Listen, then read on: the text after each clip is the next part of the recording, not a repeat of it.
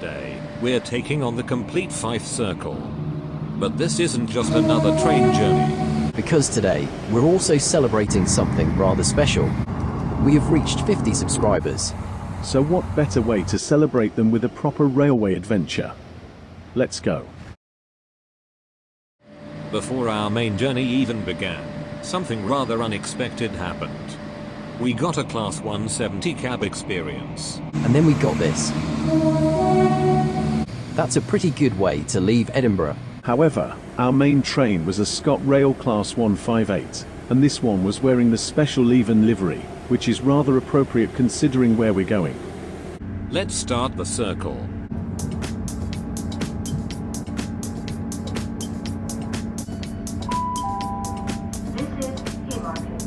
So, we forgot to tell you that we're taking this trip not only as a 50 sub special, but because electrification will happen on the railway in Fife this October with replacement buses, and so we wanted to do the circle before works begin.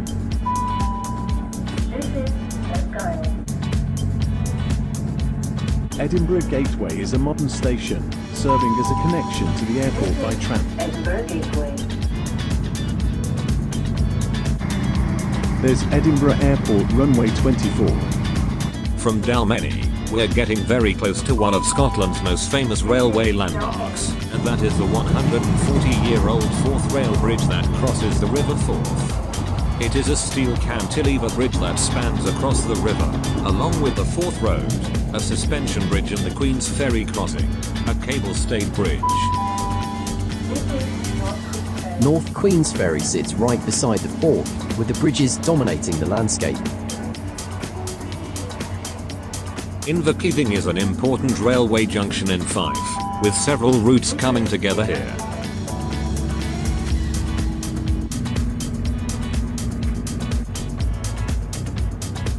Rosyth is well known for its naval history, so there's plenty going on around here beyond the railway.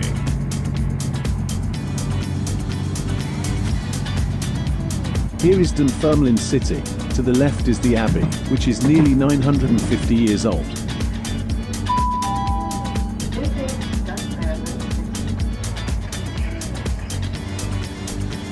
Queen Margaret serves the north of Dunfermline, giving us an insight of Fife City.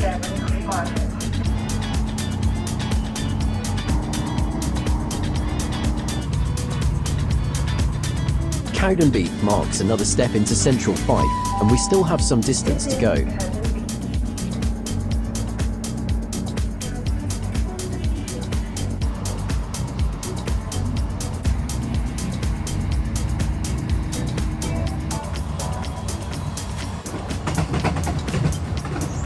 Here we are at Thornton, where the railway soon splits off into 3 branches.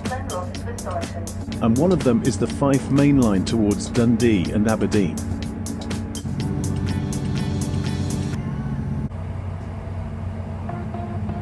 If you look to the left, you can see they have started electrification works. Now here's Cameron Bridge, a final stop before our last stretch to Leven.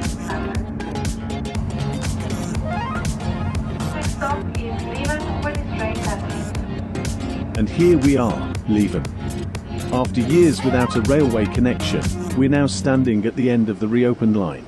And arriving on the special liveried Class 158 definitely makes it better. But our visit isn't just about the railway. We've come this far, so we're going to see what else Leven has to offer. Leven Beach. Maybe it's not quite Porto Santo, but Leven Beach is still peaceful, and after a day on the railway, it's a great place to unwind. After a good time in Leven, it's time to hop back on the railway. Our return train is a Class 170, and we've managed to find something interesting. The first class accommodation. Now you might be wondering, Trackside Madness, aren't you going to get a penalty fare for sitting in the wrong seat? The answer is no. They are declassified, meaning they're available to standard passengers, which means we're making ourselves comfortable. And yes, the seats still recline. The armrests are also padded with the fabric.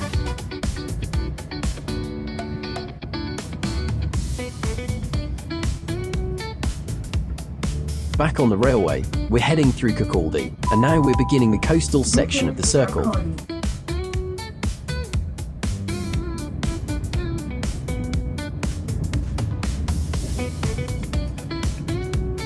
Kincardine brings us right alongside the coast, so keep an eye out of the window. This is Tickmore.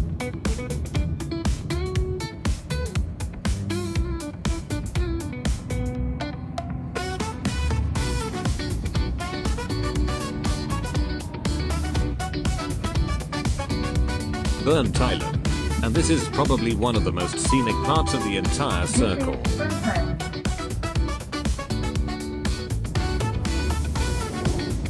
And because this is Trackside Madness, we couldn't possibly stop at just the seat. We've brought our own catering for the complete gastronomic railway experience, including the water we got on the HST to Stirling. 5-star Pullman dining. Well, maybe not 5-star, but it still does the job. And now Abbey. From here, we're getting closer and closer to the fourth. We are now approaching Sogeti Beach. This is Sogeti Beach. And back over the fourth again. What a way to finish the circle.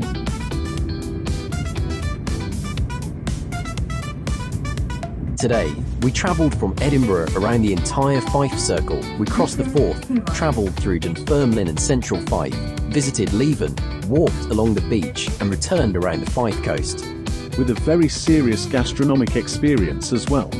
But there's a bigger reason we wanted to do this journey. Now, as we said earlier, the railway around Fife is changing. As electrification progresses, the railway we'll see in the future won't be exactly the same as the one we travelled today.